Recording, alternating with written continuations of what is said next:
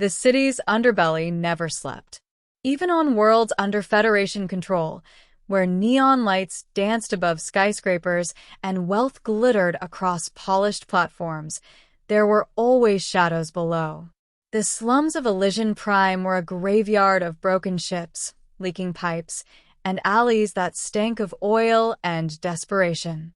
Commander Jonah Cade walked those streets with careful steps, his military coat drawn tight against the biting cold.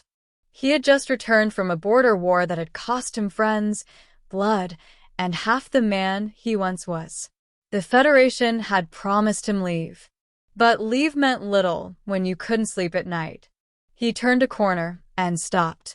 There, curled against a wall beneath a flickering streetlight, was a figure so small and fragile he thought at first it was a discarded doll. But then it moved, shivered. A pair of enormous, luminous eyes blinked up at him. She was alien, clearly so. Her skin was pale lavender, her hair thin and silver, and her frame so slight it looked breakable. She wore only rags, the kind given out by relief camps years ago, long since shredded. "Please," she whispered, her voice raw, cracked. "Just one night in your warm bed. I have not had one for 10 years. Jonah's chest tightened. 10 years, he repeated. She nodded faintly. Since the camps. Since they burned. I've slept on stones, on metal scraps, in holes I dug myself. Just one night, human. One night, without shaking from the cold." Her body trembled violently, as if to prove it. Jonah hesitated only a moment. He knew the risks. Bringing in a stranger from the streets, an alien no less, could invite trouble. But her eyes, they weren't the eyes of a liar. They were hollow, haunted, yet still burning with a quiet plea. He stripped off his coat and wrapped it around her. She gasped softly, hugging it to herself like it was treasure. "Come on," he said gruffly. "You're freezing." She tried to stand but stumbled. Without thinking, Jonah scooped her up in his arms. She weighed almost nothing. "Name?" he asked as he carried her through the dark streets. "Selani," she murmured, already pressing her face into his chest for warmth. His quarters were modest. A one-room cabin in the old district, bed, stove, a single chair. He laid Selani gently on the bed, the first clean sheets she had touched in a decade. She clutched them like a lifeline, tears slipping down her cheeks. "I'll sleep on the chair," Jonah said quietly. But when he moved to step away, her small hand caught his wrist. "Stay," she whispered. "Please. Just for tonight. I don't want the cold dreams again." Jonah hesitated, then sat on the edge of the bed. She curled toward him, exhaustion pulling her under. In moments, she was asleep, breathing softly, her thin frame finally at rest. Jonah stayed awake long into the night, watching her. Something about her stirred a pain deep inside him. He had seen refugees before, war orphans, survivors of genocide, but 10 years without warmth? What kind of cruelty allowed that? By morning, the frost was gone from her cheeks. Selani stirred, blinking in disbelief at the pillow beneath her.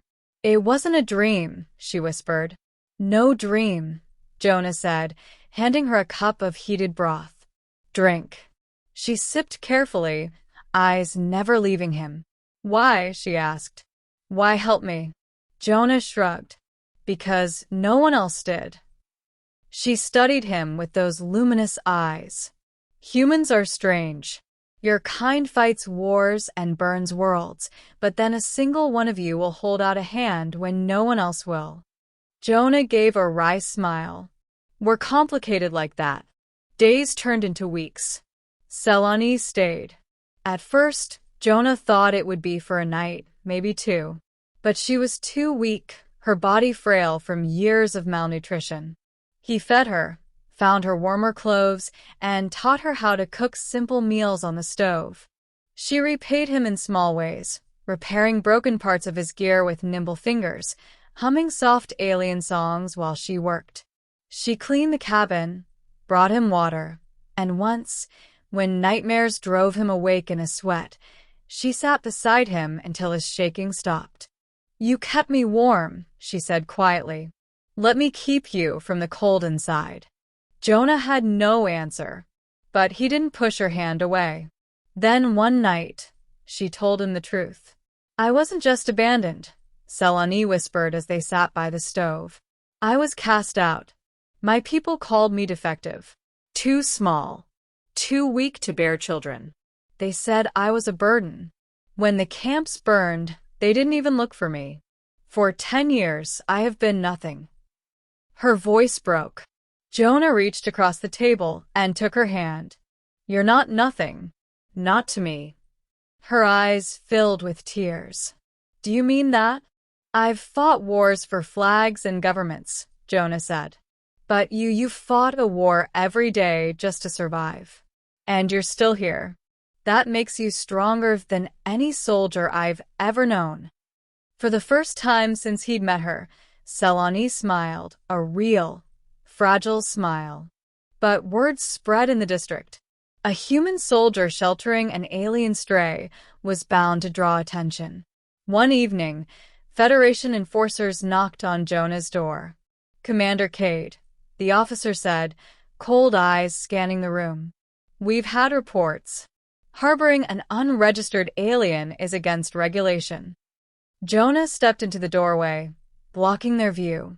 "She's under my protection." "Protection doesn't change the law," the officer snapped. Jonah's voice dropped to steel. "Then the law is wrong."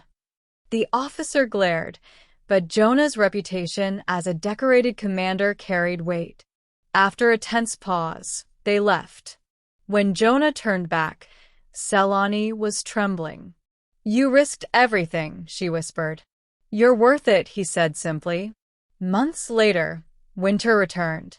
The city froze under heavy snow, but Selani no longer shivered. She had blankets, food, and most importantly, someone who saw her as more than a cast-off. One evening, as snow drifted outside the window, Selani lay beside Jonah on the bed, watching the firelight dance across the ceiling. "Do you remember what I asked you the night we met?" she whispered.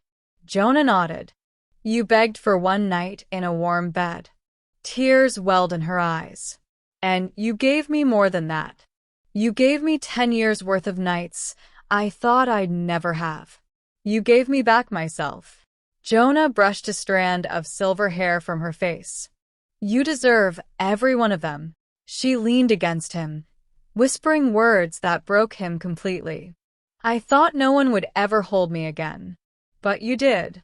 And now I finally know. I wasn't meant to die in the cold. I was meant to find you." Jonah held her tightly, heart aching with something deeper than duty. For 10 years, she had been forgotten, abandoned, left to the cold. But tonight, like every night to come, she was warm. And she was home.